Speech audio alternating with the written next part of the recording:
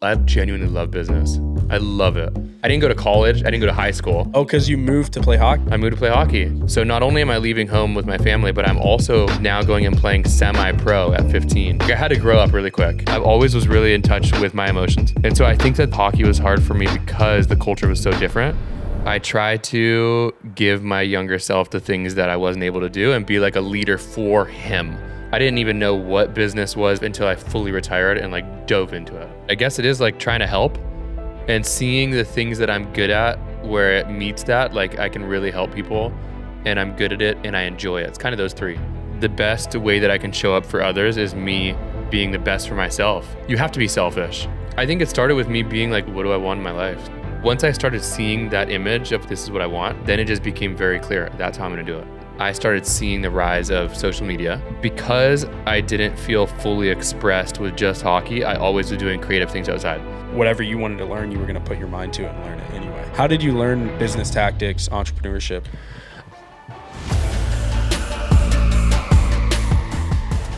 I want to do this till I'm like 60. I love 70, that. You know, like I think that's why I'm not afraid of it going slow. Mm-hmm. Like I'm not like in any rush to push it and try to become any sort of level at any point. Mm-hmm. I just want to ride it. See what happens. Very cool. Yeah. Yo, okay, what's with the red glasses? Are we live now? We're gonna go into it, yeah. Okay, cool. So like any sort of light after a certain hour keeps you awake longer. Really? Yeah. Think about looking at a screen. Think of the sun. Think about Like the sun's these out. lights? Yeah, we got two We're like blasting you. massive Definitely lights right not now. helping your case. So it's since the sun, for me, when the sun starts to go down, I put these red light glasses on that block out a lot of the light that you're seeing. Because I still am working usually an hour or two after the sun goes down. Mm-hmm. And since I've been wearing these, as soon as I like take them off, when I'm done working, I'm able to go to sleep so much quicker. Rather than if I work like right up until bedtime without them on, I just feel like I feel like I'm more alert going to bed, rather than these like help me wind down a little more gradually. Yeah. So they've been really helpful. You're not like ready to rest by the time you get to bed. Exactly. Yeah. These ones are like these exact ones. I saw Huberman is like doing a collab with this brand. So I saw that. I knew of these before, decided to try them. They've been helpful. I still need to get a pair. Yeah. When we were on the FaceTime, you were telling me about it, and I still haven't ordered one, so I need to do that. Yeah, so it's just code JT at Roka. No, I'm joking. It's like no discount code yet. Just gonna plug it. Yeah, no discount Use code, my but I affiliate do. link. They're good. I'm telling you, they are helpful. Heck yeah, bro.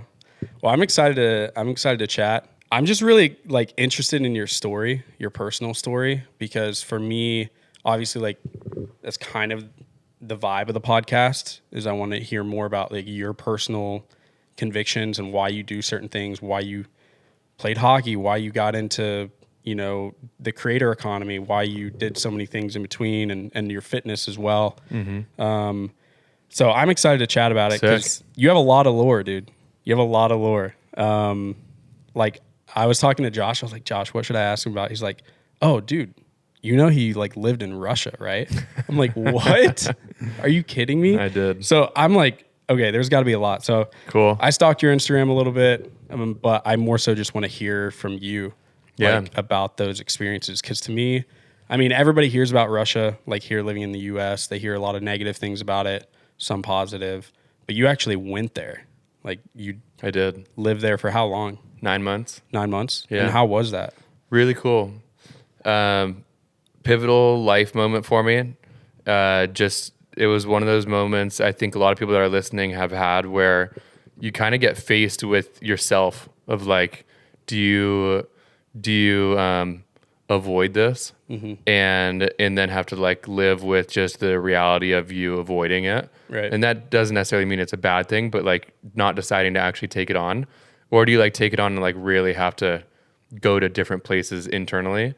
And for me, when I got the call to go to Russia, which I'm sure we'll get into of all of like my real background, but I was in a place where I was playing hockey and was ready to somewhat be done and wasn't really sure what was next. And then got this call and I just was like, this is the thing that I've been waiting for to get to like the next level of hockey. Okay. Because the league that I was playing to go to in Russia was the equivalent of the NHL over there. Oh, really? Okay. Yeah. So it was just like it was a moment of, it was like a somewhat of like a David Goggins moment for me to be like, everybody has told me that this is going to be really hard. Am I going to go for it and like push myself to do it? Or am I going to pass on it and just keep living in somewhat of comfort? Yeah. And I said, yes. And it's a gnarly, like not only is it a gnarly country in of itself, but like the hockey over there, how different is it from here? It's from what I've seen, it seems pretty gnarly. It is. It's actually less fighting. Really? Yeah, they're not. USA hockey has more fighting in it, but Russia has more. Just the whole culture is a little bit more angry or a little bit more aggressive than the US. So, it was a completely different style. But I wasn't over when I was playing over there. I wasn't concerned about fighting the way that you are in the US. Yeah. Is that a big concern here? Like, it's in the game. Okay. In the US, you can fight. There's only a 5-minute penalty.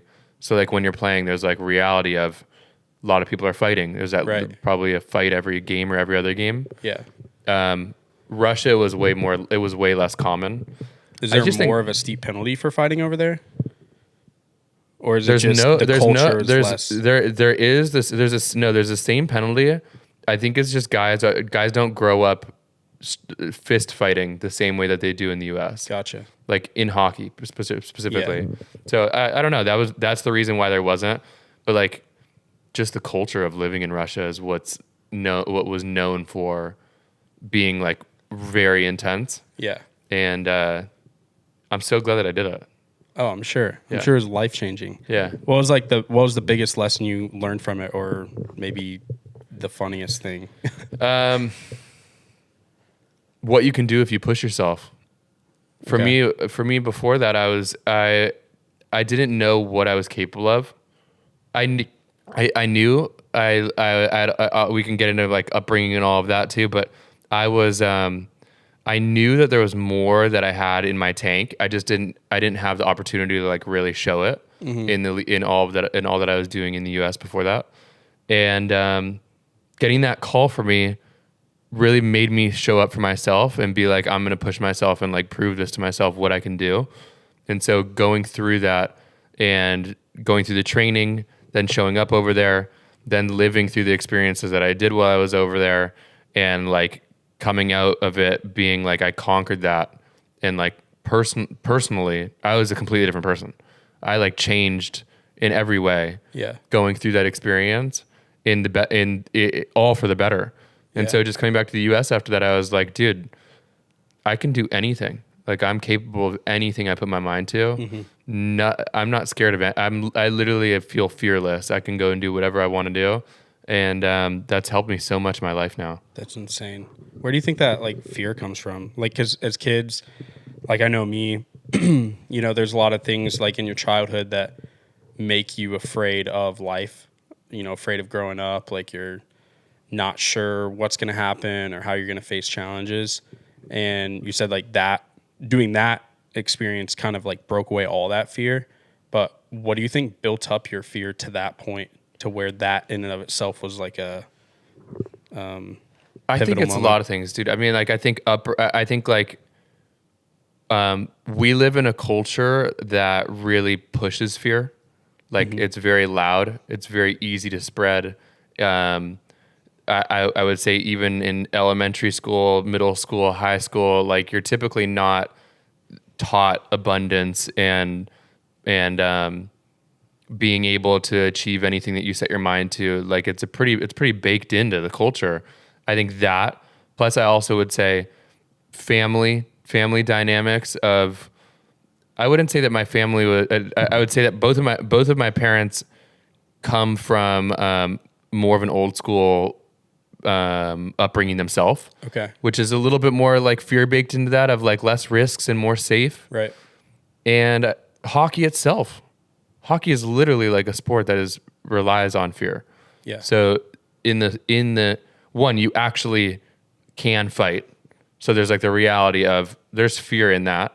Yeah. So you're not like behind a list of rules that's going to protect you. Yes, from a certain guy exactly. So like there's like elements like that are baked into it. But then also I would say like because hockey's so rugged, coaches thrive on pushing intensity and toughness and like I think there's a lot of fear that's baked into that too. So, Yeah. I mean, I wouldn't say none of it in a negative way. It just was like I had a lot of it around me. Yeah. And I grew up with a lot of women around me. 4 sisters, mom, Oh, that's cool. nanny, grandma, like I have a lot 6 sisters, so I know we talked about this big family. I have 2 brothers and 4 sisters, and was really close with. I'm really close to all my family. I'm close to my mom. Still close to my mom, dad, all of them. But because I grew up around so many women, I always grew up with more like feminine energy than than I think most guys do. So I always was really in touch with my emotions. I always was very communicative. I always was. I always looked at the world from a place of limitless, like kind of like I can do whatever I want. I'm capable, and so I think that hockey was hard for me because the culture was so different that I clashed with it. I like felt when I was playing hockey that I was an outsider compared to most that go in and feel like they really resonate with the identity of a hockey player. Right. So I think that was when I was saying before of inside I knew that I was capable of more, but I didn't have the opportunity to really show it. It was like Russia came, and at first I was like, oh, this is terrifying. But then part of me was like, this is literally what you've been waiting for. This is exactly what you wanted. And now you have this chance to really push yourself and feel that like limitless and capabilities. Yep. And so that was why I jumped on it. And yeah, dude, I'm so glad that I did.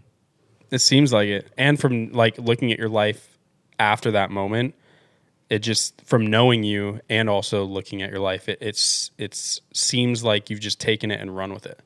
Like you've just put the pedal to the metal after Russia, and like you said, anything was possible. And not only did you believe that, but you actually took action with it. Yeah. Because you've, would you call yourself like a serial entrepreneur of sorts? Because you've started a few different things, right? Yeah. I know you had like Recess with you and Sammy. You have Creator X now. Was there anything else before then too? A handful. So when I got done, I started Reset with Sam. Reset, not Recess. Yeah, Reset. Yeah, Reset. Like reset yourself after a day or whatever. Then I did a hockey company called Triple Deke. I did the TikTok creator house called Honey House. Right. That's where we met, actually. That's where we met. Yeah, with Caleb and them.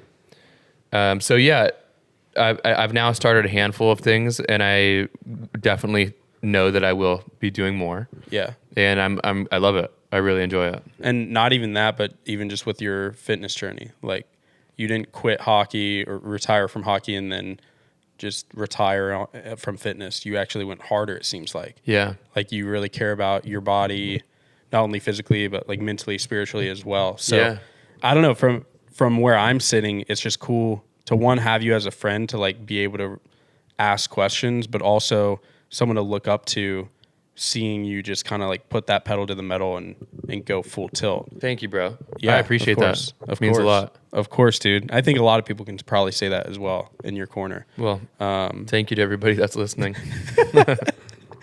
What, like, when it comes to those things and like taking action, was that a muscle that you had to grow, or was it just a switch flipped and you just went for it? Like how tough was that for you?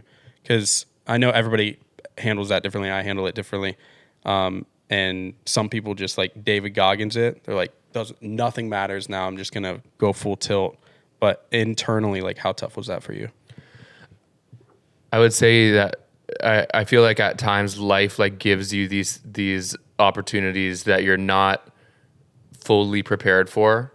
And I would say that I would say that I'm open to taking action. It's not a thing that I have always had like a really hard time with. Okay. But I would say that it's like special when it's such a big moment, or when you have these like pivotal things that like challenge you. Yeah. That you like step into. Exactly what we're talking about when I got done with Russia. I literally got done with Russia. I met Sam 2 months after that, my wife now. Wow. And I didn't know that was another like soon. real hurdle for me of facing myself and being like, I'm gonna dive into this person and like develop this relationship and spend time, because I was so dedicated to hockey. Yeah. And so I think we just have these moments that like you get an opportunity to, and the more that you say yes and trust yourself and like be willing to feel emotions and feel the uncomfort particularly, the more you grow and the more that good things happen. Right. Yeah. Yeah, I agree. I've seen it a lot recently with, I've like gotten back into running, and Nice. kind of like a switch flipped for me like in November. And I've just like pushing myself and started out with very little small runs and just incrementally gotten more and more. And I've seen that with my own self, because it's not like the action itself pumps me up. Obviously, like running sucks, but the willingness to step over that threshold and just do it anyway creates more and more of a consistent like foundation for doing it in the future. And I've seen now, you know, like I used to never think I would ever run 5 miles, but now a 5 miler kind of feels like a 5K to me. Like it's very attainable, and mentally I can go out, still know that it's going to suck, but know that I can get through it because I've done it so many times now. Yeah. Good for you. Yeah. Thank you. That's the consistency building of habit, of good habits. Right. So hearing about like you talk about even just the different bigger life decisions that come your way, it feels like you were able to make those decisions with a clearer head because you had developed more of a consistency in so many areas of life. That's a good point. I think that hockey taught me a lot of good, because when you are playing at a high level, like the way that you have to learn to take care of yourself is very dedicated. So I think I moved away at 15. I moved away from home when I was 15 years old. Okay, I think I remember you saying this. Yeah. So I grew up in Los Angeles. I played hockey in LA until I was 10. Then we moved to Scottsdale. I played hockey in Scottsdale until I was 15. And then my family and me decided to pursue hockey, you need to move away from home because Scottsdale's hockey isn't good enough. Yeah. And you want to like really do this. Right. So I left home and moved to Canada when I was 15 and a half years old. And literally, and like I was just saying, I was super close to my family. Had 5 brothers and sisters at that time, or there was 5 of us at that time. My little brother and sister weren't born yet. But I was super close to my family, super close to my mom, super close to friends. And I move, and that was really, really hard for me. And now looking back at it, I realize this. When I was in that, I was like, a 15-year-old that was like pumped to go pursue his dream. Yeah. Now looking back at it, I realize how hard that was for me to be particularly away from my mom, but also away from my family, my other siblings. And I moved to Canada, and you literally go and like knock on a random person's door that the team gives you of an address, and they open the door and they say hi, and you're like, hey, I'm JT. I'm here to live here for the year. And it's like you go meet a host family. Yeah. And like they show you to a room, and like that's where you live for the year. And so I did that from 15 to 20. So for me, nuts. So for me, that experience of leaving home and going through that adversity. So not only am I leaving home with my family, but I'm also now going and playing semi-pro at 15 to 20 years old. So I'm playing with 20-year-olds while I'm younger, and just the dedication of the craft and how serious they took it, and you can fight in that league. So like that element, it was like I had to grow up really quick. Right. So I was like forced to like... You're a kid. Yes. You're a kid fighting grown men. I have a 16-year-old brother right now, and he's thinking about going and pursuing hockey. And I'm like, dude, to me, you look like you're 8 years old. And so when I'm looking at him and I'm like, okay, I left at this age, I know, even though when I was younger and I was in high school, I'm like, yo, I'm grown. I can do it. Yeah. I look at my brother now and I'm like, he is a child. And for me, thinking about myself doing that, going back to your question, I feel like it wasn't just one moment. There was lots of these different experiences that I had to like really step up to, or even if it wasn't my choice, just like I went through, right, that crafted me to lead me to be able to take action easier and say yes to challenges. Yeah. And all of the hockey years that I played with all of those different experiences that I had were the things that set me up for that. Right.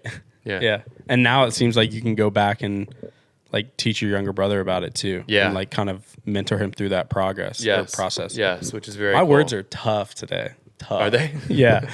I keep like flipping words, flipping like consonants. I don't know. I need to go work out my words, Your language skills? My language skills. Yeah. I was homeschooled. That's it. There we go. There we go. No, it seems like you're able to like mentor him through that. Yeah, that's been cool. I love having little siblings. It's been cool to see my brother because he was born when I was 18. Okay. So being able to like really see him grow up and my little sister grow up was an experience that I didn't even know how much I was gonna love. And now seeing that and not necessarily like I'm here like I do what I'm doing. I'm doing what I'm doing for my little brother and sister. It's not like that. But there is a big part of me that wants to be a great role model for them. Of course. And like potentially even have one of them or both of them work with me, for me in some capacity. That'd be cool. I do have some dreams like that. Yeah. So, having younger siblings is definitely a blessing. Huge blessing. Yeah. I mean, I'm right there with you. I have 5 younger. Yeah. And even now as they're becoming more adults, like my youngest sister is 16. So around the same age as your younger brother.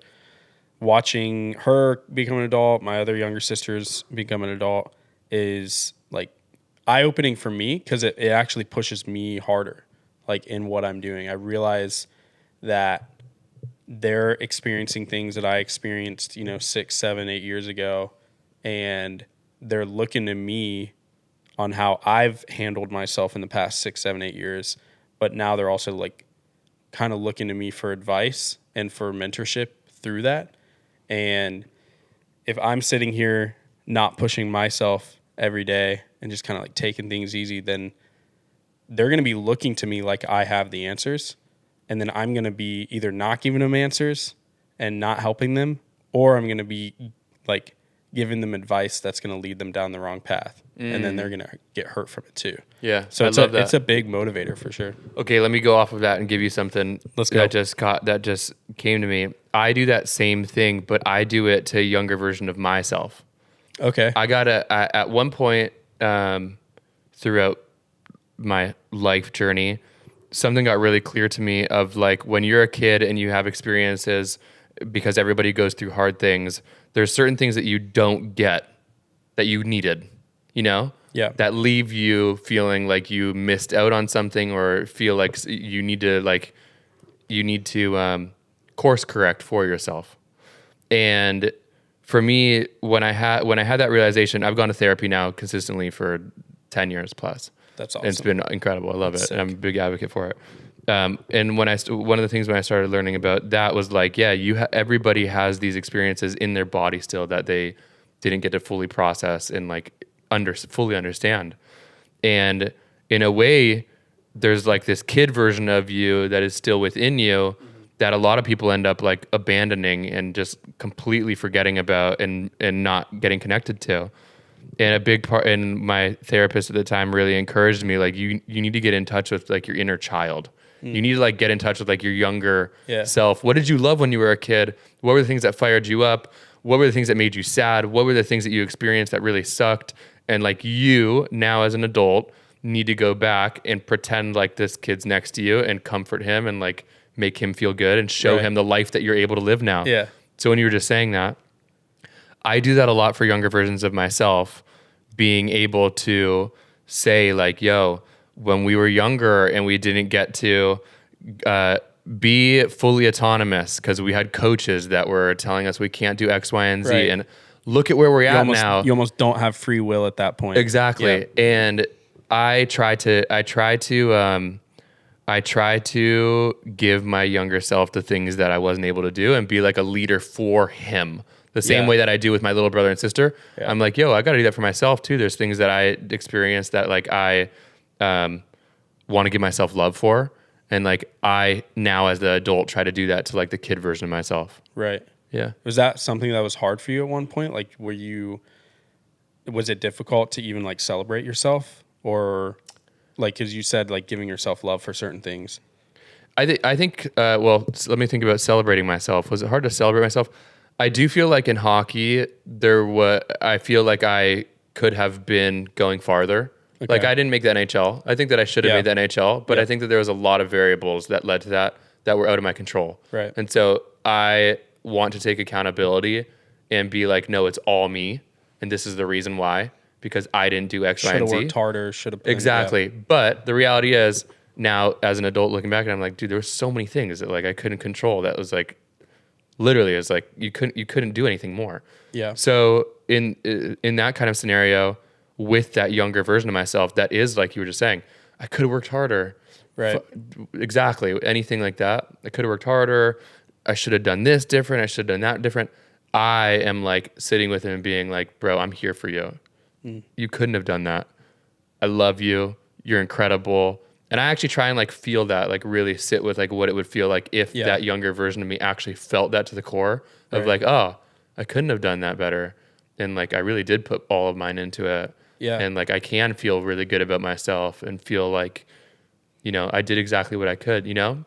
And so I try and have that experience a lot with myself. Yeah. Yeah. And I'm sure like other people looking on in the hockey world would probably say the same, you know? Isn't it funny? Like how, I mean, we're our own worst critics, like kind of something cliche, like we always say, but it's true. And when you look at other people that aren't haters, they'll usually look at that and be like, yeah, bro, like you made it that far. You played in some really tough leagues and you held your own and you made a name for yourself, you know? Yet you look at that and you're like, nah, should have made the NHL. I think we keep other people's opinions that are from a place of insecurity, and we keep them as if they're our own. Meaning, I think there was people around me, parents, coaches, friends, colleagues, people around me that were close to me that had their own insecurities around like what it means for me to be at a different level. And when you're with them and you are watching people, internally you start thinking what they're thinking. Like you start looking at them and imagining what they're thinking about you. Yeah. And then you internalize it. Yep. And that voice is what like plays in you when you're saying it's like your worst critic. Right. And so for me, I'm like, one of the things that I've realized is I actually don't think that any of the times that I've been hard on myself, it's genuinely me being hard on myself. Interesting. I think it's the way that I have perceived what others might be thinking, which they might not even be thinking that. Right. But it's my perception of what they're thinking. And then that's the internal thing that plays. Yeah. And so whenever I notice that, I'm like, do I actually even think that? No, I don't. Like, I feel pretty good, you know? Yeah. And that usually allows me to just like let it go and be like, I really don't know that people are thinking that. I don't, that couldn't be true. That might not be true at all. No, you know? that's good. That's really good. I had never really thought about it like that before, to be honest. Nice. There we go. Yeah. I think for me, it was always, it's me. Like I have these thoughts but looking back, I can kind of see that a little bit, you know, because for me, a big part of my story is being a person that just wanted to please people. And being the middle child of 10 kids, kind of like taking on a weight. Feel that fully. But I've been actually understanding and realizing that I did put a lot of that weight on myself. There were things that created that weight, you know, on me, but a lot of it was me. Yeah. A lot of it was me saying, oh, I saw my older siblings do X, Y, Z, and I saw how that made my parents feel. I don't want to do that. And part of that is good, but a lot of it was bad because it was just toxic weight put on myself by myself. Yeah. So that I wouldn't, you know, upset my parents or I wouldn't do something that's going to make them mad, you know. And then I get to a point in my adult life where I realize, oh, the only reason I was doing that was for them. It wasn't even for my own being, you know. Like I didn't actually want to not do X, Y, Z, do the bad things. It wasn't because I didn't want to do them. I think I did want to do them like at some point, but I didn't do them because I just was so scared of this happening or making someone feel a certain way. Yeah. And so I didn't do it.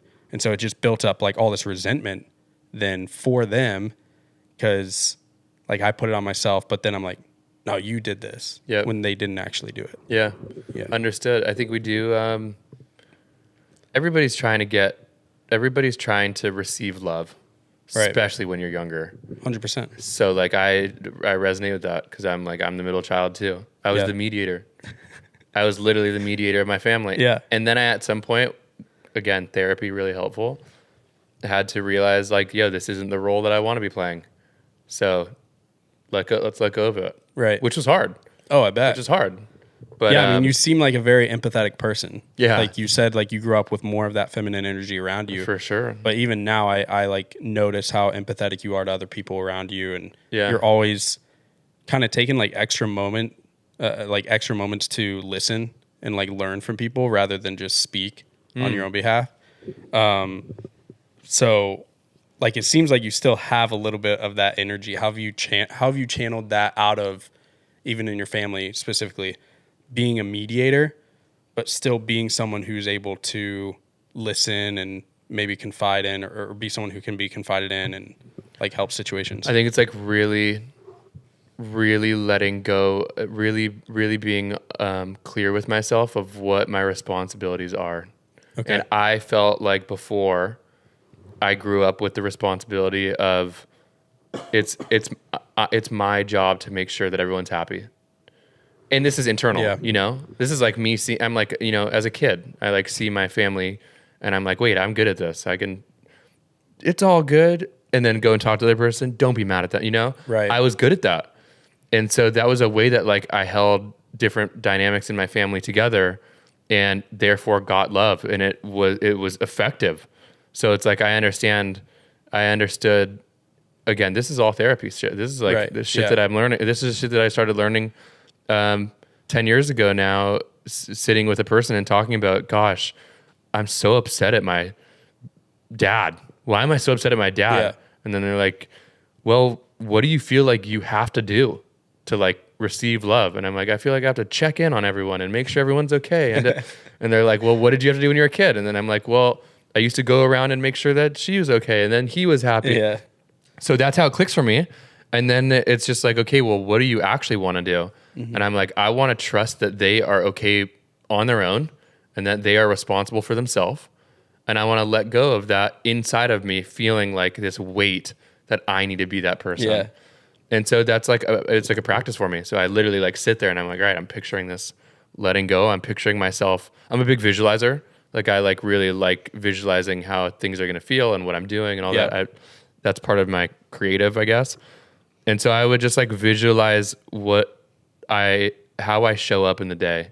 My mom calls, my dad calls, my sister calls, my brother calls. Normally I'm like, let me go call the next person. And I would like visualize myself. Okay, they call, I get a call from them. They're like, did you hear this? Da, da, da. And I put down the phone and I don't react and I don't call the next person. And I actually in my body feel like I don't need to do anything. And I just feel calm and chill and all is well. Yeah. And so I practice that. And then like the more you practice that with repetitions, it gets easier and you start feeling it more. Yep. And then literally one day it just clicks and it's like, dude, done. Right. Not part of it anymore. Don't even really have to think about it. Yeah. Are there still moments where you have to practice some sort of that skill, like in your family or just certain in things, friendships? certain It's things. There's things that I feel like fully 100% gone. Right. Don't need to practice anymore. like all the little stuff, like little drama happening. Yeah, even Yeah. sometimes big things. Like I would say I'm much drastically better at feeling like I have any responsibility in taking care of people in my family and being the person that's in charge of mediating. So I do think that, am I going to say it's 100% black and white? No, but do I feel like, yeah, you can make real change and it not be affecting you? Right. Fully. Yeah. Fully. I'm sure like there's probably an aspect of yourself that, like we were saying earlier, that thought your family would be burdened that you're letting this go. Yeah, you know? dude. But I'm sure you're at a, like, they Don't probably even care. won't even care. Don't Yeah. even care. Bro, it's a great point. I was like, they're going to be devastated that I don't do this and and Right. like, You're the it's glue gonna that holds change the the family whole together, dude. thing. Every single relationship has gotten better because I don't do let's it. go. Praise No, God. That's seriously, huge. for real. Yeah, that's a It good just, call. I think it just like lifts a weight too. I've experienced some similar things with my sisters, and you know, there's still obviously the genuine care of, I want you to succeed and I want you to be better. I want relationships to mend. But yeah, like you don't have to be the person Yeah. to do it. I think you're actually, what I've realized is I think you actually, trying to rescue people, you actually hurt them more than you help them. You do. And that for me was when I was like, oh shit, I really got to let this go, because it's not even like a me thing to like, it's rude to be doing this. Yeah, you're meddling. And rescuing, Right. enabling, Right. when like, you know, letting that go and like allowing people to even at times go through harder things, but like come through it. Yeah. That's how you build confidence. Yeah. You know? So, yeah, I don't even know what the question was, but You answered it's a good spiel. Great spiel. Now it's cool. It's cool too. And I think it's just cool too, seeing the way you and Sammy are kind of like handling things and moving forward. I'm excited to see you like as a dad. I'm so excited for that. I think that is my biggest purpose. Really? Yeah, for sure. Just to be a dad. Be a dad, yeah. To be a so dad. cool, dude. I think it's my biggest purpose. I think it's the thing. I don't think it is the thing I'm the most excited about. I think it's the thing that I am like really not just like this is what I'm put here to do, but I really think it's like my highest calling. That's so dope. Why is that? I learned that when I was in therapy of that moment that I had with younger me. Yeah. Like being like, because when I was retiring from hockey, I started having all of these symptoms and things happening that I was like, I wasn't in a great place. Like my body started showing me that I wasn't in a great place. Yeah. I was having panic attacks. I was having really severe acne. I was having gut issues. I was like, my body was like screaming, firing back. Something is not right here. And what it was like, I had you just all needed these, to take a cold plunge, dude. Yeah. That's all you needed to do. Just one cold plunge to And solve. you're good. I was cold plunging. No, it was like, dude, it was like years of like younger versions of me not being able to be fully seen and expressed. Yeah. And so I, when I got done playing hockey and started going to therapy, I am in therapy one day and they're talking about this younger parts of me that I was just telling you about. And when I was sitting there and like actually feeling younger parts of me and being like, oh shit, dude, I'm like, I'm responsible for this kid that I'm like taking care of. That's me. And I'm trying to like make them feel so loved and cared for. Yep. The joy that I got from that, the like experience of feeling that connection and being like, this is who I'm responsible. Like I get to take care of this person. Yeah. That to me was like, there was nothing that in my life had felt that way. Yeah. And so that was what clicked for me of like, dude, when this isn't actually like a fake like visualization of me and it's actually a child Yellow kid that I have created. Little junior I'm JT. so excited for that. So, and to do it with Sam, my wife, it's the thing that I'm the most excited for. So yeah, dude, can't wait for that. That's so dope. How cool is it to call her your wife now? The best. That's so sick. It really is. What's that journey been like to get to that point? Also, In your what way? wedding was beautiful. Thank you. Yeah. Thank it was you. so cool to watch. And We I planned think- the whole thing ourselves. It was sick. Yeah, that's what's impressive, dude. I just had on Emma Burke. She's a wedding filmmaker. Okay. And we were talking about like planning weddings and stuff because we both shot a certain amount of. She's shot like well over 100 weddings. She's insane. But we were like talking about like planning our weddings and stuff, and it's a lot to think about. It is. Like a lot to think about. Yeah. And you guys made it seem so easygoing and simple from where I was sitting, at least. Thanks, so, bro. Yeah, it looked It beautiful. was like that. You know, we Really? we sat down and we were like, okay, we don't want just the day to feel incredible. We want literally every day of planning it to feel the same way that day is going to feel. So what do we need to do distractions wise, like other people's opinions wise? What do we need to remove for us to actually like really enjoy this? Yeah. I think family is a big part of what makes people stressed. Yep. We immediately were like, listen to each other. We were like, we're doing this without anybody. Even wedding planner can give their own inputs, and we're like, let's just do this ourselves. Let's see how hard it is to plan this. And if it's actually like above our pay grade, we'll bring in a wedding planner. Right. Start at the bottom first. Yeah, let's just try and see what we can do. So we did a mix of like Googling and ChatGPT and friends that have been married and asking them like, yo, what do we need to be worried about? And the venue that we found had like most of them have like a list of their typical vendors. So once we got into it, we were like, this actually isn't that bad to do. Right. It's just a lot of project managing, which we both done. know. Yeah. Both know that really well. Yep. Well, you had planned like with Reset, you did a bunch of events. That's what I mean. So we had already done events. Or basically planned exactly, a bunch of weddings. Exactly.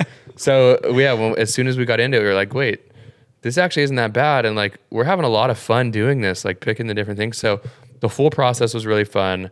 We did it exactly how we wanted to do it. So smaller wedding. And then like did everything our own way. Had just the people that were like really close within our life currently there. And it was just the best. It was like most cool. Intentional. Everybody was super close. The couple things that I was really proud of was people put a lot of intentionality into like little moments in their wedding. We really wanted to do that too. The beginning when people got there, a lot of people write handwritten notes to people, but they do it at the end, like on the wedding day. I did that with Sam at the beginning, so that literally right when people got there, they read why they're there, how they know each other, how they should be knowing other people that are there, and how they've been in our life. And like, it just made the whole 3 days together really close knit. Right. And so, because you're the center point of everything anyway. Yeah. So like, you should be the ones that are able to connect the dots for people. Yes. Yes. Like you're the connecting point. And so people like walked around after we did that on the first night. People like walked around with their letters, going up to other people, asking them how they knew each other. Sick. And just, dude, it was great. So it made the wedding day. The wedding day, everybody was like close friends by that, you know? So yeah, dude, it was really cool. And best week of my life by far. Can't put into words. I think it's probably going to take me a couple of years to fully process it. It's only been like 3 months now. So really cool though. Well, 3 years down the road, we'll have you back on. We'll strictly talk wedding. Exactly. Just process the whole thing. Yes. 3 hours. Can't wait. Let's do it. So back to the original part of the question though, about like your journey, because you guys are very intentional people, right? Yeah. You make everybody around you feel so incredibly loved and appreciated, and also just like you said, like literally with the notes, like you connected the dots for people rather than just sitting back and be like, oh, like you'll figure it out.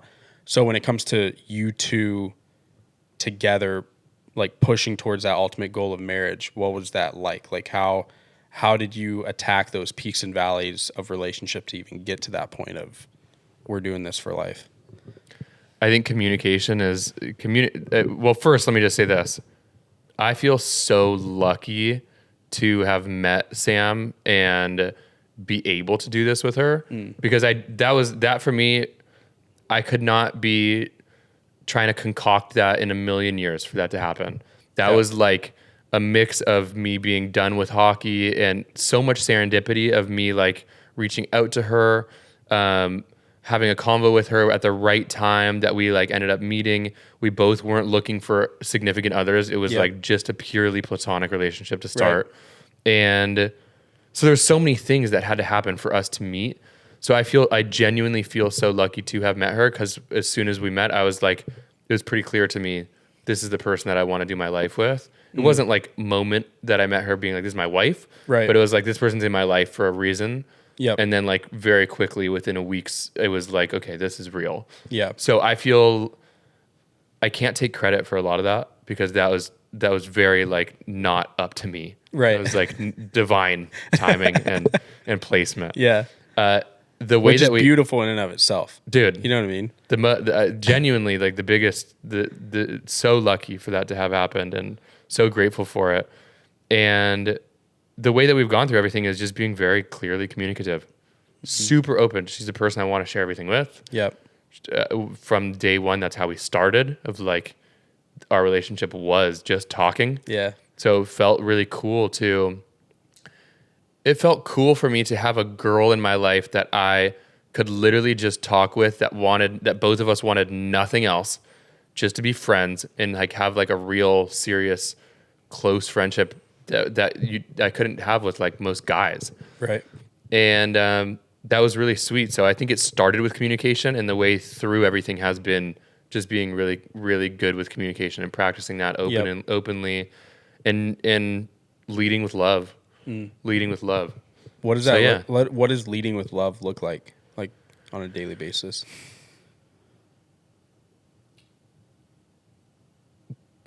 Genuinely wanting to make the other person the happiest they can be, genuinely wanting the best for them, assuming the best from them, like trusting that they are always doing the best that they can, and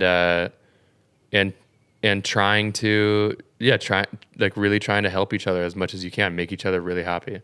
So it shows up in a lot of ways. But I think just trying to do that, like just I like want to make her happy, and like she like wants to make me happy. Yeah. So I think that when you lead, when you're like that's what you want, it's maybe this is a buzzword, but like it feels unconditional in the sense of like I just love her, you know. Yeah. Like it's not like a transactional. She doesn't Right. need to do things Right. for me to love her. Yeah. And I don't need to do things for her to love me. Yeah. And that's just a really nice feeling. Not to be biblical or anything, but that's biblical. The unconditional, just like Yeah. it's so pure, you know. It's Yeah. not tainted. And what you said about like the assumptions, like you always assume the best. Mm-hmm. It's not even a question that like she could have some other motive, or she could be doing something and she's not putting her best effort for that day into it. Yeah. Like you're just automatically assuming that. You're not coming with a tainted vision of it, like, all right, let me work through this first, and then if you prove to me that this is true, then I can start loving you.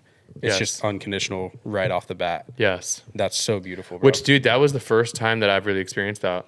Really? Like, I mean, now looking back at it, I'm like, my parents loved me unconditionally. Right. Like I know that for a fact. My parents both had very own ways of doing things, and there's like again talking about being emotional.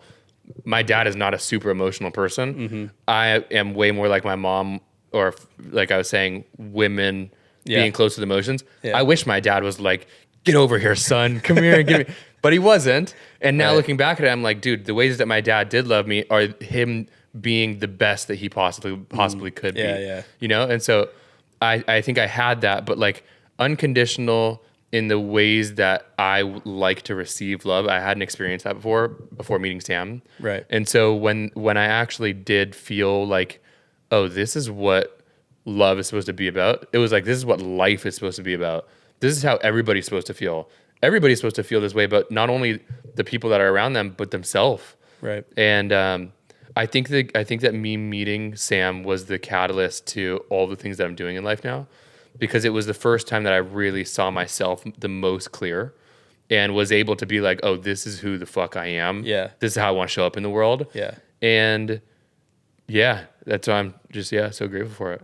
Well, and you said it came like right after Russia too. So it seemed like you had just like a domino, just boom, or just two big things happening, like Russia, Sam, and you're just there. You're ready to rock. The last 3 years of me leaving hockey and then meeting Sam was like just insane for me. I bet. In the hardest and also most re-foundation setting ways. Like I went from real heartbreak in hockey, not making teams, getting cut, to going to Russia, having that high of crushing it, coming back and thinking that I'm going to play at a high level in the U.S., to more heartbreak in the U.S., not making teams. Then I'm meeting Sam and seeing what the possibility is outside of hockey, leaving hockey, and then having to process all of this. Like I did, like all of the years of hockey that I never made, and my body was going through it. And now I'm like in this new relationship in a new city now with no career, no job, I didn't go to college, I didn't go to high school. So I have no GED, really? No diploma. Oh, because you moved to play hockey. I moved to play hockey. Hockey was your whole entire life. I never walked. I don't have a diploma anywhere. I don't have a college. Dang, bro, you're a statistic. So yeah, it was a lot. It was beat a lot. the odds. Thank you. Yeah. Yeah. I didn't know you didn't go to high school. That's crazy. You didn't even do any sort of homeschooling. So we had to go for when you go and play in Canada, you go to like the first 2 classes of the day. Okay. And you go to like the first half, and then you go and practice. Right. So like I would go to the first two classes and then leave. But the last year that I was playing, which was the last year that was my senior year of high school, I got traded in the middle of the year. So I just didn't go the second half of it. And Just never finished. just never finished. So like, I mean, technically I was like going, but I never got like the real high school experience or college experience. Right. And I never pursued anything after that. Me neither, bro. Well, when it Nice. comes, not the pursuing thing, but when it comes to high school, Nice. I never got the high school experience or Yeah. whatever. Homeschool? Homeschool, bro. Yeah. Yeah. And honestly, I mean, I think there are certain benefits to it, but it seems like you're someone who, like, if you're someone who genuinely wants to learn anyway, you're going to find a way to learn. Yeah. Like, you don't necessarily need the formal route of education to get there. No, agreed. And from what you've accomplished, you kind of like prove that, like whatever you wanted to learn, you were going to put your mind to it and learn it anyway. Mm-hmm. How did you learn like business tactics, entrepreneurship? Like, what was the road there? I think part of it is my dad was a agent. So my Okay. dad worked in the business side. I think I'm like a very clear mix between both my parents. My mom was a personal trainer, a spinning teacher, Got it. wellness, all of that. My dad was a hockey player who went and became hockey business executive, went to law school, did the agent thing. And I think that's kind of how I got the business side from my dad. Just growing up in that, like Growing up in that, understanding yeah, things? seeing that, like, because my dad worked in hockey and I was obsessed with hockey as a kid. Yeah. So I would see him doing his agency stuff, like just in watching it. Yeah. So I think I learned a little bit of that. But then I genuinely love business. I love it. So when I got done playing and got into, the last like couple years that I was playing, I started seeing the rise of social media and just what was possible on it. Right. Twitter and Snapchat and Instagram at the time. Before that, I was really, when I left home, Facebook was really big, MySpace was really big, AIM was really big. So I was really deep in internet culture. Yeah. And as soon I as saw it, bro. You had a whole black and white era on Instagram. I did, I yes. scrolled through that, boy. Yes. A very like aesthetic-y. Very, dude. Yes. Yeah, I was like, oh, dude, he's a content creator like the rest of us. He's a Yes. film bro. Yes, like exactly. the tight jeans and like the hat and everything. I love was it. like, oh, I didn't know JT went there. I did. Well, okay, so when I was playing, I was in the sense of creative, because I didn't feel fully expressed with just hockey. I always was doing creative things outside. Mm-hmm. So I was producing music. Oh, I was editing. I was doing clothes. I was making videos. That's I was sick. editing. I was doing photos and like graphic design and all of these different outlets that I was just like dabbling in. It wasn't like I was like fully pursuing it. I probably made 400 different beats that and DJ and like all mixes and all that. But I never was like, I was like, hockey is my thing, so I'm not going to really pursue these. Right. I'm just going to kind of do these on the side for fun. And then as soon as my career started winding down, I started seeing social really being a thing and being like, oh, Instagram influencers are making money now. Jake Paul, Logan Paul, these people are like doing skits and like making dollars from it. yeah. And then I had met Sam, and Sam was starting to build her own platform. And just from seeing that for me was like, oh, this is what's like I could do this. So that was the segue into business for me, was really seeing social media become a thing and it like be practical for me to jump out of hockey and do. Right. And that was the intro to it. That's cool. Did that happen just all at once, or was that over like a span of years that you had that realization? I think I probably had 5 years in a row of like hockey being like, dude, what am I doing? Like, I'm not Really? loving this. It's a long time. Yeah, but I was like, I still see the possibility of the NHL, so I'm gonna like keep pushing. And then like as you in any sport, the older you get, the harder it gets to make it because teams are prioritizing younger players. So it was Body's like getting banged up too. exactly. So I'm like, okay, every year that I'm going, it's a little bit farther out of the reach. I think the first 2 years that I played, I like really saw it. And then like year 3, I was like, I don't know. And then year 4, I'm like, okay, this is like really not happening as Winding much. down. And then 5, I get called to go to Russia. So I'm like, okay, So this interesting. is big, pulling me back in. So I was probably year 3, I was dabbling in music, seeing DJs start popping on SoundCloud, going and touring. Festivals started becoming a thing. Coachella got really big. EDM was blowing up. Yep. So I was seeing DJs, and I'm like, there's definitely other things I could be doing in the business world. I don't know what, but like I'm interested in it. I didn't even know what business was or what a business plan or like really none of that stuff until I fully retired and like dove into it. Yeah. Yeah. So you never really saw yourself necessarily in like the creator economy, even like from. Bro, creator economy wasn't a thing. Well, true. There was very true. there wasn't a creator economy. There was just people, there was just social media. Yeah. There was like talent. There was like social talent, but it wasn't like this is a full economy. Right. It was like these are just like people doing skits. Yeah. You know? So I didn't know, to answer your question, no, I didn't see myself going and being like a Jake Paul, like a Viner or like a YouTube star. Yeah.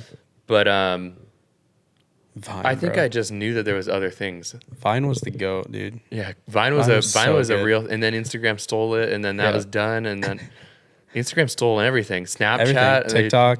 Yeah, for real. I mean, pretty much For at this real. point. Yeah, it's true. I'm not really on TikTok. I just have Instagram. Reels, yeah. But I've heard TikTok is like so much more wholesome. Like the community over there. It is, yeah, it is. And meanwhile, I'm like stuck in all the weeds of the Instagram comments, which are funny sometimes, but it's like a nasty place. I don't scroll that much on Instagram anymore. It's tough. Yeah. It's a tough place. But there are some pretty funny memes sending back and forth between homies, you know. Nice. It's like a love language for me. If you get a meme from me, we're friends. Wow, so you're literally the person they're creating the algorithm for? I think so. Because now it's prioritizing sends, like shares, rather than it is. Yep. saves, comments.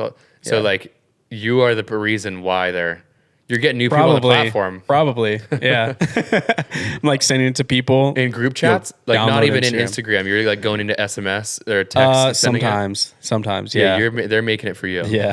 Those memes are created for you to send to I'm get new customers on I'm the the app. direct consumer that they're targeting. Probably, honestly. That's good. Send a lot of memes. Too many, actually. I need to like scale back, but you just get in a loop, you know? You find one funny one. There's been a time, multiple times, where like they call it the death scroll for a reason. You just get it, and if they like match your algorithm with like what you're feeling at that moment, and you get into that scroll, it's so tough to get out of because it's just immediate. Like you're just laughing over and over and over again. I got to the point one time. It wasn't even like I scrolled a while. I just hopped on at the right moment and it like gave me a few good ones. And I was like, every single one was a hit.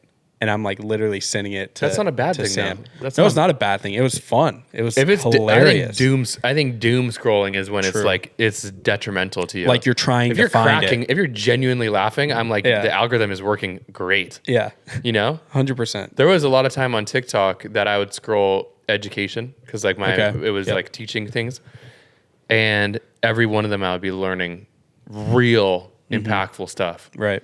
And to me, I'm like, social is a tool that you can use however. And like for you, I'm like, that doesn't sound like a bad thing to me, dude. That sounds like you're getting some was good funny. comedy Yeah. that you're enjoying. Like people pay for things like that. True. You know? Yeah, pay for experiences to just Yeah. like laugh a bunch. Yeah. Very true. I was just like, Sam was like down here, my roommate, and I was like upstairs. And I'm just like up there cackling and being like, here comes another one, bro. And I'm just like getting him on it. And then he like clicked on enough of them where he just started to scroll and get all of them as well. And we're just both like, I'm up there, he's down here. We're just both cracking up. Do you work for Meta? This is Do like I the work for biggest Meta? customer. This is like a Dude. direct. No, actually, probably should stop. I'm giving way This too is much like- airtime to You this. are getting them. You're getting them Hey. new scrolling Yeah. advocates. I just had a personal experience, you know, Yeah. spoke to me. It's good. It's crazy. So we don't have to like talk a whole bunch about your business now, but it's kind of cool how you had that realization and then kind of created a business to help other creators out as well and kind of like pass down that information. Like you were talking about with like your younger self, like you're kind of doing that in business too. Like you created a service to help the people that haven't really figured that out yet.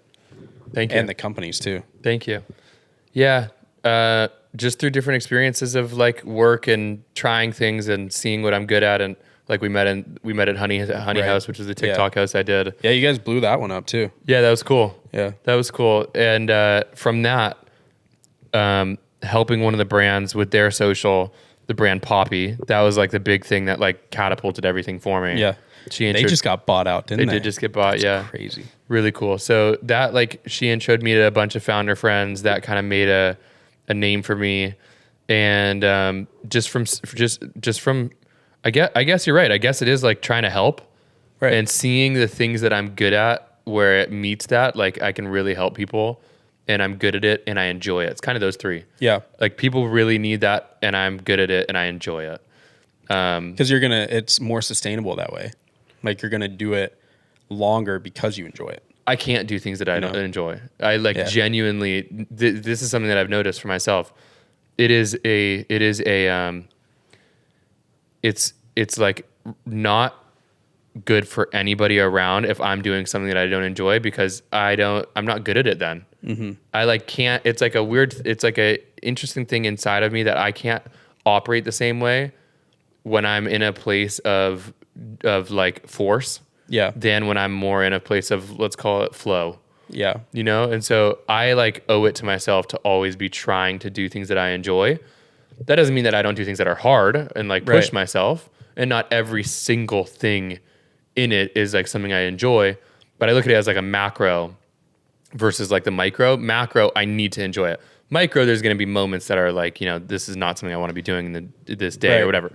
So, I look for things that I really enjoy, and then I like hold on to that feeling, and I like look around at things within that other people need help with. And then that's where I'm like, oh, there's opportunity there. Because if I genuinely enjoy this, I'm probably good at it then. Yeah. And I work harder than other people that don't enjoy it and are doing it just because there's opportunity. Right. And I think when you look at things of over a long period of time, the people that don't actually enjoy it, usually it's a short thing. Usually they can only do it for a short period of time because your body, in my opinion, can't run that well on force. Right. Like you got to like incorporate some enjoyment and recovery and all that in it. So for me, I'm like, okay, if I can find things that I really enjoy that people need help with, now I got some real shit because I can actually last. And like I'll work hard, and like people can feel like when you enjoy things. Definitely. So that's the way that I think that things have really worked for me. Yeah. I like what you said about the macro and micro, because I've kind of understood this now and it kind of clicked when you said that, but with macro and micro, if you're enjoying the micro, then usually the macro isn't enjoyable. And I mean, I'm not researched on this, so this is just a thought that's coming to mind now. But take fitness, for example, right? You love Cheetos, and that's the micro. Like, I'm going to eat Cheetos a bunch. But the macro is you becoming unhealthier and not being able to do things that you like. Yeah. But if you love being healthy and you love that lifestyle, but you hate the micro of like doing the 30-minute workout or not eating the Cheetos, then you're going to have more enjoyment in the long run. Mm. So I see those things like switch, essentially. Okay, well, let me add on to that. Go for it. I think it's only to start that you have to hate the micro. I agree. Yeah. I think eventually you can like the micro and the macro. Yeah. But it usually takes it usually takes like adapting to that. Right. Because you're right. The instant gratification is something that I think it's easy to get like lost into. Mm-hmm. But if you have the real long-term viewpoint on what you really want, you're able to go through those things like working out, running, not eating the Cheetos. Yeah. Because you actually can feel like, oh, I know where I'm going with this. Right. So I don't think that it's forever that you have to hate it, but I think that you just need to be really aware of like, this is what I ask myself a lot. Where am I really going? Yeah. What do I actually want? What do I actually want? Not today, but like, what do I actually want to be? What do I want to be feeling like? Where am I going with this? Why am I making this choice today? Right. Even tomorrow. Yes. Like one of my buddies, he's like run a few times with me to kind of like help motivate me in this journey that I've been going on. And he'll be running next to me and he'll just like say over and over, he's like, you hate yourself now, but you're going to thank yourself tomorrow. And like tomorrow you is going to be thankful, essentially. And that's been sticking with me a lot because it's something that you can just forget really easily. Like the version of you tomorrow is either going to hate or love what you did today. And I think that was so impactful for me because it gives you like, it's not like you're, oh, like me 50 years from now is going to be happy that I did this today.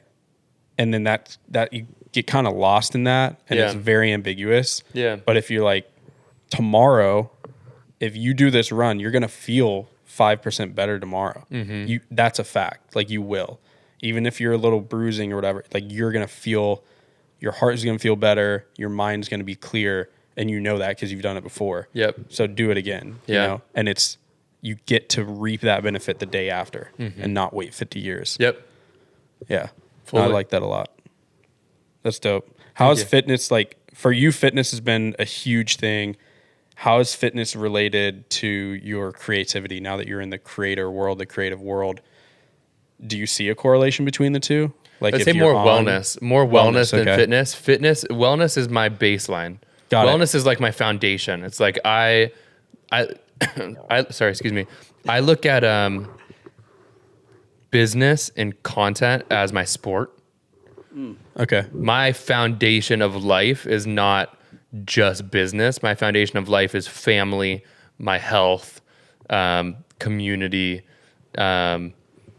many things. But I look at like business and content as my sport. Okay. And so the way that I look at like that all of the wellness actually comes into it is like, if I can't do that, if I don't have that as my stability, then I can't perform with my sport. Yeah. So like the workouts, I'm a big sauna and cold plunge person. Yeah. So like huge. those kind of things. I still got to come over and do one at some point, dude. Yeah, seriously. Now that I'm on my wellness grind. I'm loving that. I really do enjoy the sauna and cold plunge. Even taking time with myself, like meditation, anything like that. Those are the things that keep me stable to allow me to go and show up in content, in business, the way that I do. I think I spent like so much of my life being okay with like the mediocre. Played sports growing up, probably could have done a lot more with it, if I really put my mind to it.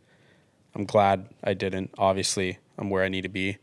But I've realized recently that I was always just pursuing the mediocre and sometimes go above the line, but I always knew potential was way higher and I never really went for it.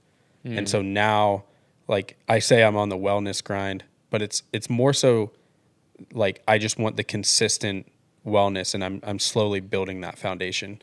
Why didn't you go for it? Why? Why didn't you? Yeah. Like earlier on? Yeah.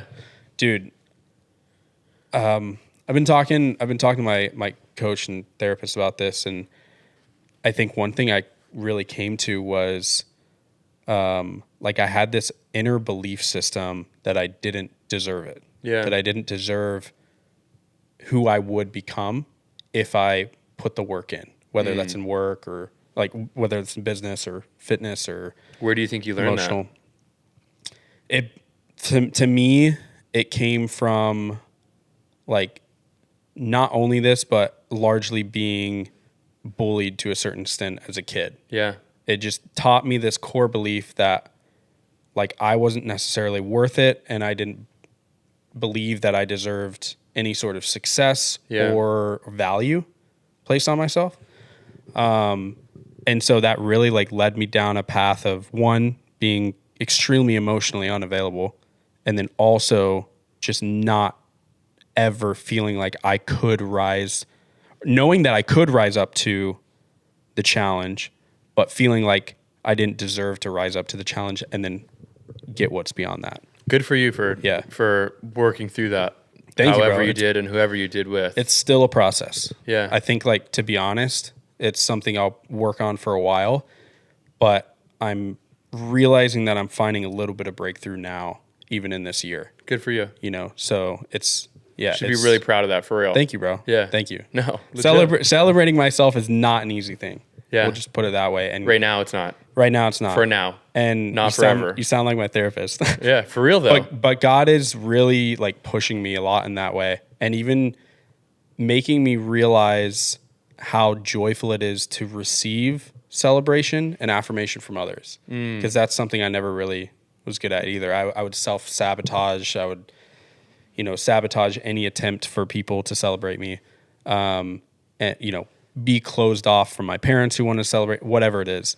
So yeah, it's been an interesting journey, but it's so fulfilling to find myself in a place where I can accept that, because it's weird. Like I spent so much time fearing what would come. And then once I experienced that and let go of that control, essentially, because it's on me. Like, obviously things happen to me in my past, but it's on me at the end of the day to control how I respond to it. Mm-hmm. So finally letting go of that and being like, this person wants to buy me dinner. Why should I be mad at that? Yeah. Like, why should I not want them to buy me dinner? Mm-hmm. Or this person wants to like truly celebrate me and affirm me. Why should I be mad that they want to do that? Yeah. Yeah. So it's really cool. And I think just like humbling myself, it's been like a weird journey, because at the end of the day, it comes down to like pride and ego, because I'm allowing what happened to me to dictate my pride and ego to a point where I think it's genuinely better for other people to be that selfish. Kind of like what you were doing with, what you were saying with your family. Yeah. Like, you genuinely thought like you were helping your family. That's what I was just going to say. I don't even look at it as pride and ego in a bad way. I look at it as a younger version of you that was trying to do what he thought was right. Right. And it's like, dude, I got love for that kid of, you were trying your best. Yeah. It just isn't what is needed anymore. So it's like a pattern that is no longer needed in today, because it just doesn't fit with what you are today. Right. But at some point, that was what the kid needed to do, And so I'm like, it's not even a negative of like, this is my ego that is just ruining me. It's like, dude, I feel for that kid, and now we don't need to do that anymore. No, I appreciate you saying that. I think I'm slowly realizing that truth and being able to grapple it and move forward too. Good for you. So yeah, so cool. We're going through it. Yeah, it's great. So we've never really talked about this, and we don't have to if you don't want to, but I noticed like scrolling through your Instagram earlier that you like wear a cross sometimes and you have like cross tattoo. Has faith ever been a big part of your life, or like how has that journey been for you? Yeah, and absolutely. How has that helped you through some of the stuff that we've been talking about? I grew up I went to Christian Catholic schools all the way up until I left home. Okay. So I grew up Christian. My dad grew up very Catholic. My mom grew up more Christian, less like organized religion, but my mom was also a believer. Yep. Like I was just saying, I went to church every Sunday, was in all Catholic schools growing up. Especially out of my family, feel like I was the closest to the church. I like really enjoyed going to church and being part of it. Not necessarily like working in it, but like going. Right. I really enjoyed that experience. I would say as I got older, organized religion started feeling a little different to me. How so? It felt like it was more controlled by by people than by God, and by love, and by spirit, and just like the things that I really resonated with. Right. Both Sam and I, my wife and I, have had just different experiences with organized, churches that I just think that they were not really doing right by the people that were in the church. Right. Yep. So I'm a little bit more jaded with organized religion. I still would call myself Christian. I would say I lean a little bit more spiritual in the sense of when I talk about like love and heart, I know that I'm talking about God. Right. But I feel like I feel more connected to it right now when I speak about love. Yeah. Than when I speak about God as like an individual. Right. But yeah, dude, faith has been enormous in my life. Talk about Russia. When I was in Russia, I was still I was still like a little bit closer to the church. So I was going to Russia's like very Catholic. Right. People in Russia are Orthodox. Yep. And very Catholic. My aunt, so my uncle married my aunt, and she was Russian Orthodox, so they're Russian Orthodox. So I actually grew up going to Russian Orthodox churches a lot. Oh, wow. Because we would go visit them, and we'd just go to church with them. Okay, cool. Yeah. All of the teams over there, pro teams, they have like pastor, they like go Really? to church. That's cool. It's more like built into the system over there. Yep. When I was in the sense of when I got the call to go to Russia, like the way that I was just telling you before, that visualization is a big thing for me. Prayer is the same thing for me. Right. So people that are listening to this that go to church and pray, like it's the same thing. I'm praying, I'm visualizing, I'm talking, Yep. and it's been enormous for me. Faith in all different ways is like the thing that I think pulls me through everything. Mm-hmm. So I have cross tattooed. I wear different chains, and I feel very close to God all the time. That's cool. Yeah, That's so great. sick. Yeah, I mean, I can't even imagine like going through something like that without faith or like without God to lean on. For sure. And prayer, like For sure. literally, like every day I wake up and pray. Like I need that, because if it, I don't know, I just feel like my day is like worse. Yeah. You know? And dude, If I I don't would get say into this. it. So I actually think I said this to you at Lighthouse with the house that we're in right now. The thing that I realized after getting a little bit more distance, Sam and I, with organized religion, Right. is like God's everywhere. Faith is anywhere you want to be. Faith is there. It's accessible at any place.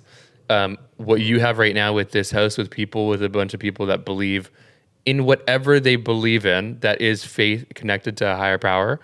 That to me is church. That to me is like this, you're doing it, you know? And so I realized like I don't need to actually be part of like a organized church to still be Christian, to still feel close to God and still feel the effects of it. And even if it's not like before when I was growing up, it was like literally formally pray every night, like get on my knees next to my bed, you know, like that whole thing. Now I feel like when I'm like sitting in meditation or visualizing, it feels the exact same. It actually, I would say, feel a little bit closer because it feels more me and natural to me. But just for anybody that is listening that like isn't deep into organized religion, it doesn't need to be that way for you to still feel super connected to God. And I've had that experience being in it before and now not being as deep in it. Right.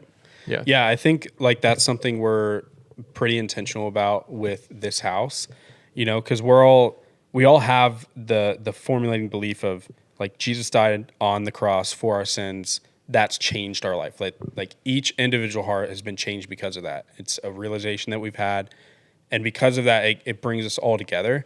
And I think the reason why, like we were talking about,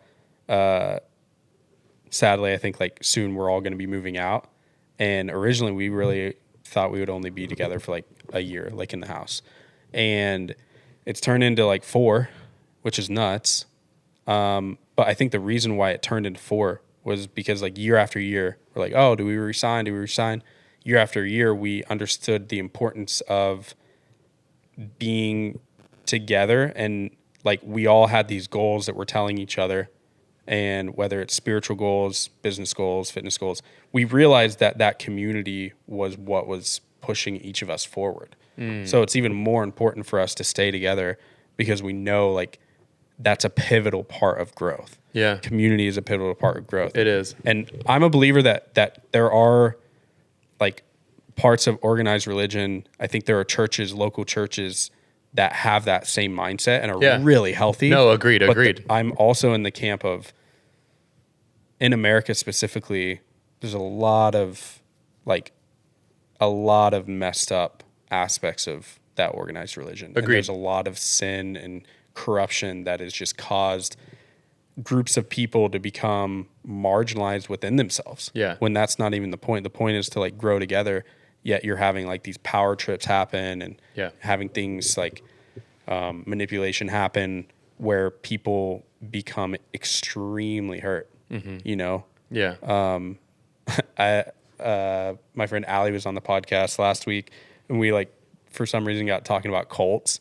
But like cults, you just see they're like the pinnacle of that like organized religion, because cults like literally they don't try to hide any of the manipulation. It's just all out in the open. And so you get people like getting pulled into that and then just getting lost in the sauce, even though it's like right in front of their face and they can see it happening. They don't even know it. But then once they get out of that, their souls are like ripped. Yeah.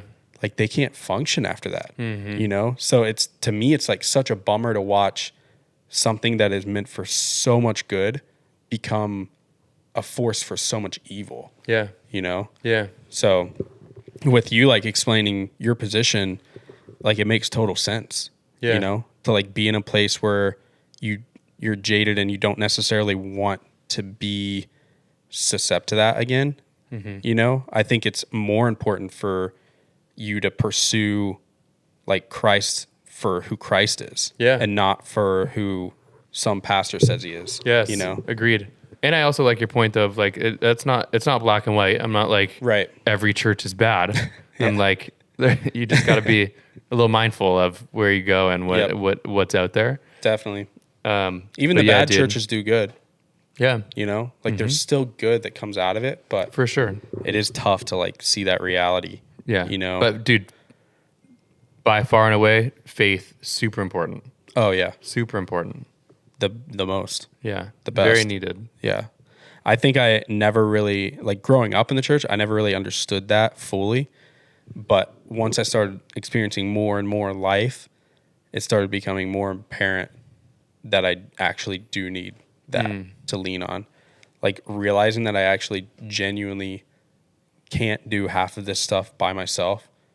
And I can't even, like, to me, the biggest thing about like the whole Christian thing was the fact that like I saw all these organized religions and seeing how it was like a ladder to heaven. Like even in all that brokenness, you still had to like perform this and do this and make sure you did this so that you could get salvation. But with Jesus, it was like so black and white. Like talk about like you have free will and you have free grace, and all you have to do is accept the free grace. You're in the club. Yeah. You know, whatever you want to call it. You're saved. Like you don't even have to worry about performing to any certain extent to get that free grace or to get that grace. That just like, to me as like a 21-year-old, that like hit me heavy. Yeah. You know? It's good for people to have that instilled in them. No, I respect a lot about, I respect what you said about the religion and even just your willingness to like still pursue Christ. Because I see a lot of people that go through that stuff and have that tainted view or not the jaded view, not tainted. Yeah. And they just choose to walk away completely. Yeah. You know? And I feel for those people, one, because what they happen to I've them seen that too. like, I've seen isn't that too. right. Yeah. But it just sucks. Maybe to it's see someone give it for away. some of them though. Maybe it just takes time for them to go. Right. Like for us both, we needed to have our own experiences. Yep. And then we're like, okay, this is how we actually feel like it fits in our life. Yep. This is our connection. Yeah. Nobody else has to tell us what's right or wrong. And for people that have that experience, like maybe it just takes time. Yep. You know? No, I 100% agree.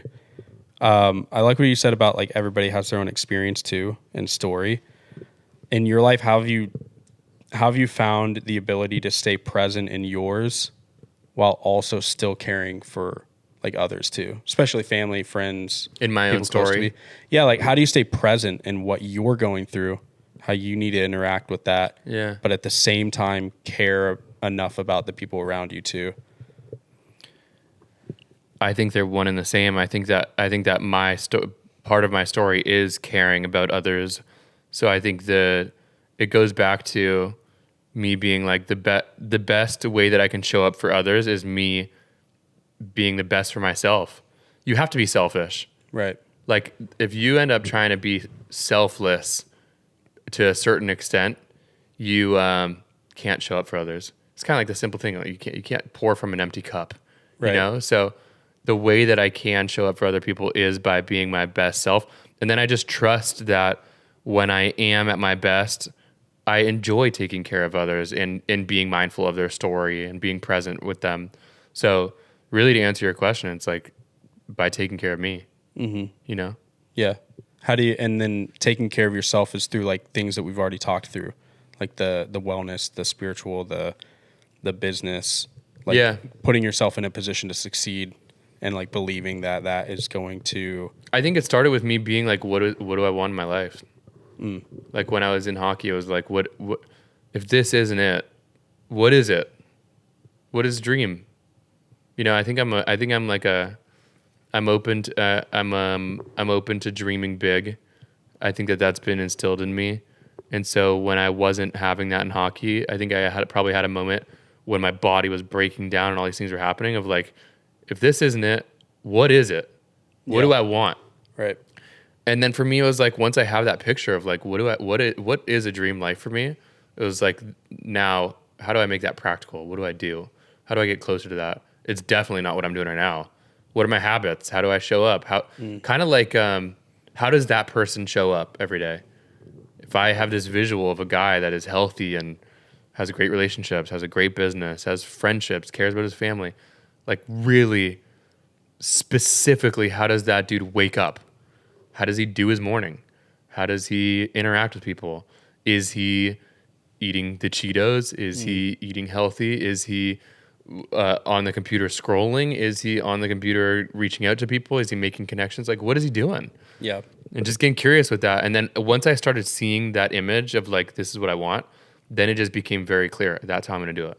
I need to act like this. Yeah. This is my habits now. Yeah. Yeah. And that becomes your life rather than it becoming this like thing that's outside of you that you're trying to attain. Yes. It becomes the norm. Yes. Yeah. It's like, what's the North Star? And then like, let's like actually walk towards it. So how do you show up every day? You know? Right.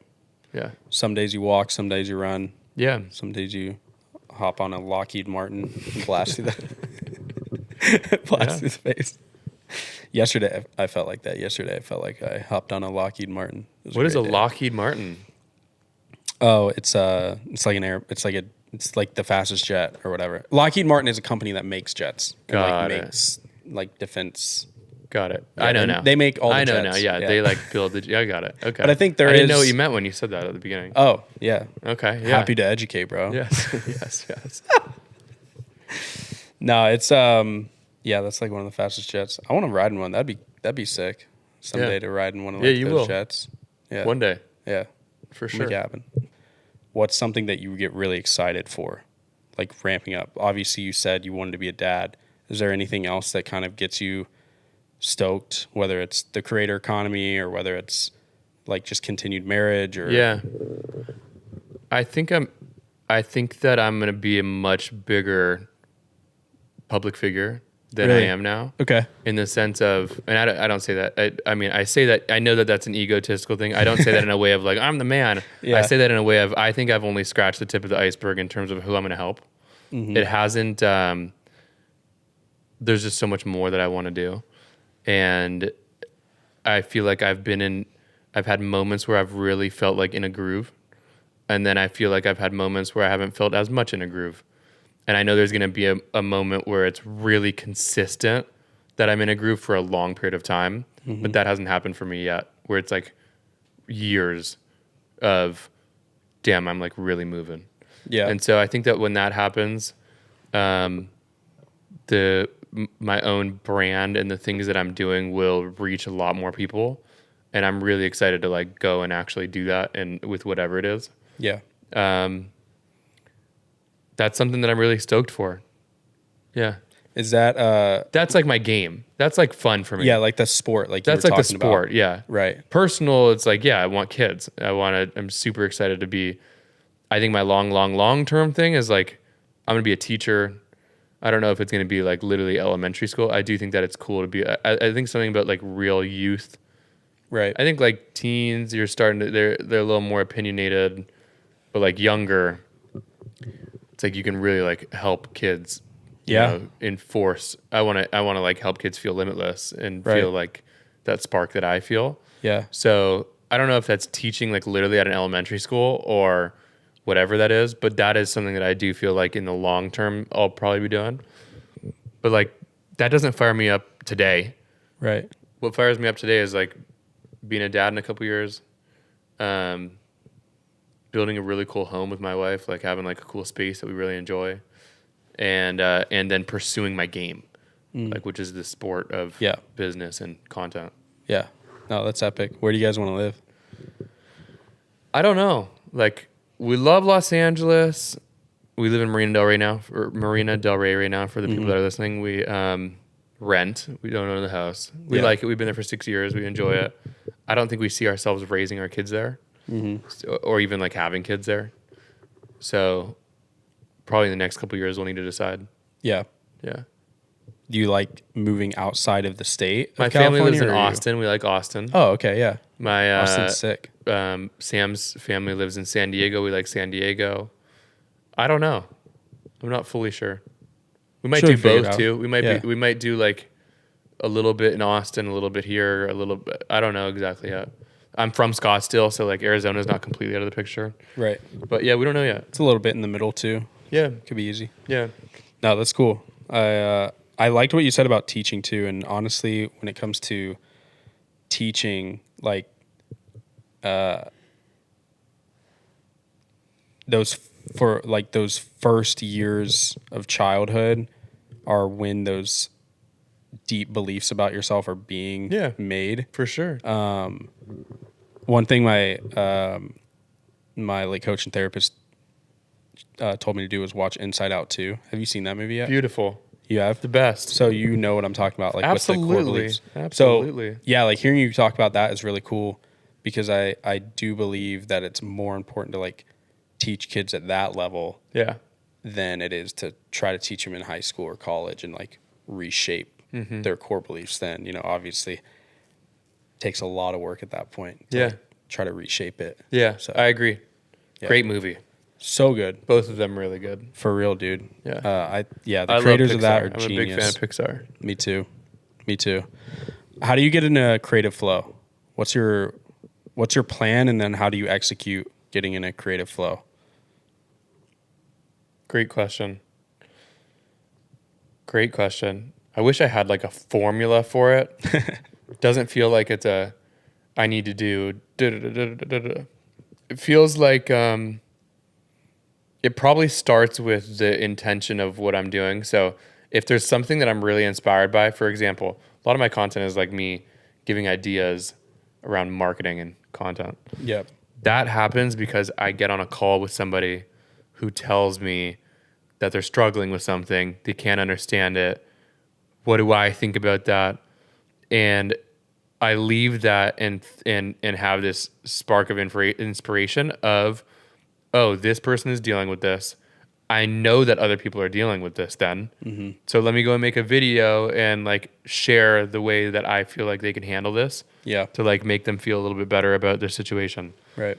So usually it's more of like responding to something than it is me sitting down and being like, now let's create flow. You know? It's usually like things in the world trigger me in the sense of getting me into flow. Oh, that just inspired me. Oh, I just heard that new announcement that makes me think about how this is going to impact people. So now I have this idea, you know? There's things I do along the way. I'm a big music person. Yeah. I grew up on rap. I really like rap. I'm like listening to music that seems like I grew up in a really rough neighborhood when you come to my house. Dude, funny enough you say that. I literally it's the dumbest thing, but I've listened to Fetty Wap before almost every podcast for the past like 2 months. What are you listening to? Something about it. Why can't I think of it? It's literally 1738. Sometimes. Love it. Fetty Wap. Yeah, Again, my older brother listened to the rap music. He put me onto it. That became a thing that I was really into. So like that's part of it. It's not like every time though, but like there's things that like there's like ritual little things that like I enjoy doing, but it's usually something inspires me. Yeah. Something that's out there in the world inspires me to go and make. And then just taking note of the inspiration to then take action on it.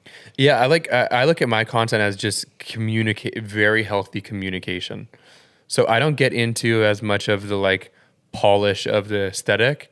I like really want my sweet spot to be the words that I speak and how I speak them. So I want that to be the thing. I was going to say my, not sweet spot, but my like, what do you call it? Skill set. Like the best thing that I do is like, I don't care about the look of it as much as I care about when you're listening to me. I want you to feel like you can feel my presence and you can hear very clearly what I'm trying to get across to you. Yeah. That when you hear it, it's like it could be a more complex idea broken down very simply for you to understand and it resonate with you. So that's what I try and provide in all of the videos that I make. So I don't need like too many things to be able to do that. It's very simple for me I can do it just on an iPhone front camera talking to it. Yep. So I feel like I probably have a less of like a real process that needs to happen. Yeah. I'm able to, this is like, I think a big advantage that I have is speed, because I'm able to get on calls, have ideas come up from the person I'm talking to, get off and make 4 or 5 videos and post them quick. Yeah. Because the idea to execution process is very quick for me. That I think is a massive upper hand if you're somebody that has the skill set of communication and you really care about what you're doing and like believe in it. So that for me has been my biggest upper hand. Anytime that I feel like I try to get too into the polish of like the aesthetic of how it looks and like camera and angles and all that, I can get there, but I feel like I lose the real connection of when I'm just talking and doing it more raw. So that's been my sweet spot. Yeah.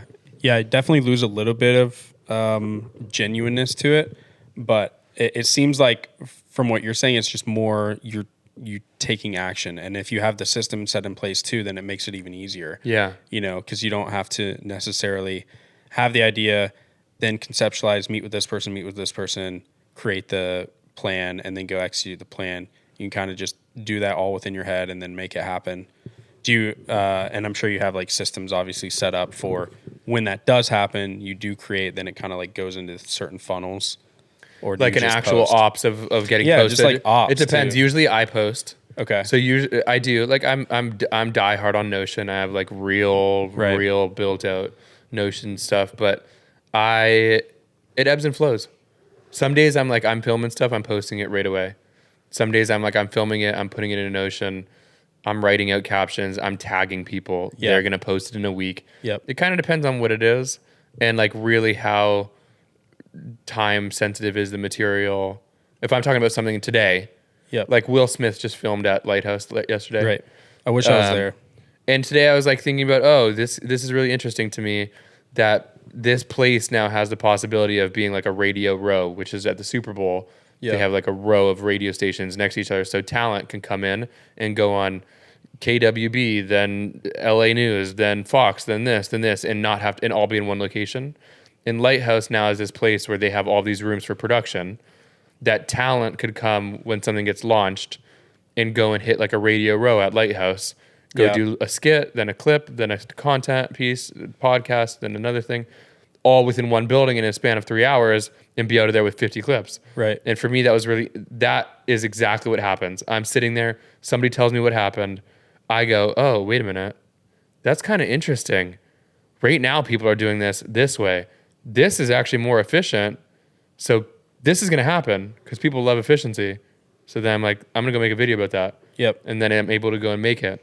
I didn't actually make that one, but like, that's the way that it goes for me. You know, that's the flow of how things happen in my brain. Yeah.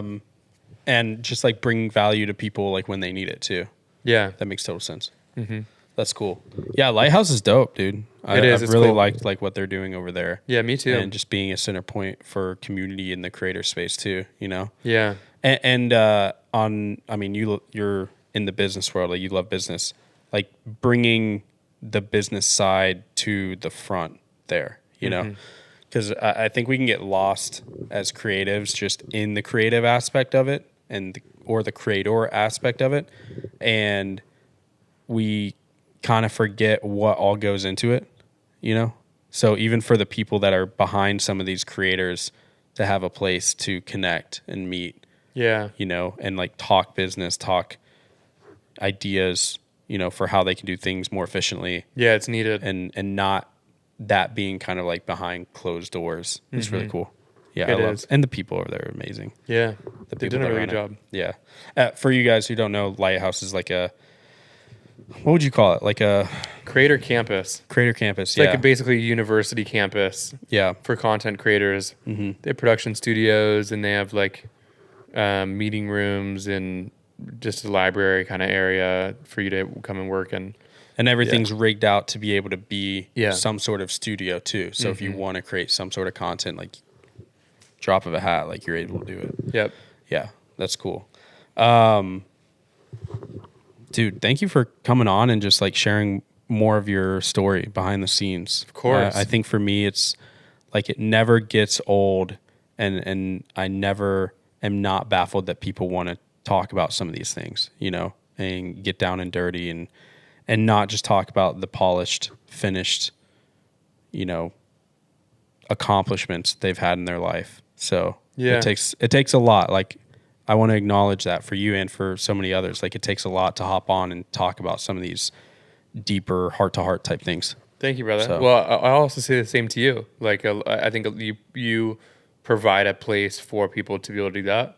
Thank you, bro. A lot of hosts aren't able to get people to go there. So that's kudos to you. This was Appreciate great. that. Thanks, dude. Yeah, that's huge.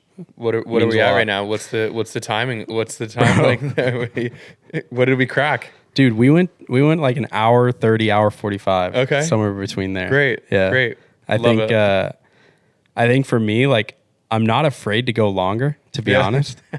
I pray right before each one. You know, I just want it to be a space for people to be, like you said, comfortable and also just like I want you to feel like it wasn't an hour and 45, you know what I mean? No, like I it want did. it to It just breezed like by. go by and be something that's enjoyable. Sick. So, yeah. You crushed all of that. Thanks, bro. Well, good luck with everything else and just keep making people more educated, more happy, and keep helping people. I believe in what you're saying and what your vision is. I think you're going to get there. Thank you. Because you have the others focused mentality. Thank you. You have the service mentality. You're not out there trying to get yours, you know? Yeah. So everything from you wanting to be a good dad, be a good husband, to also just be a great servant and servant leader, excuse me.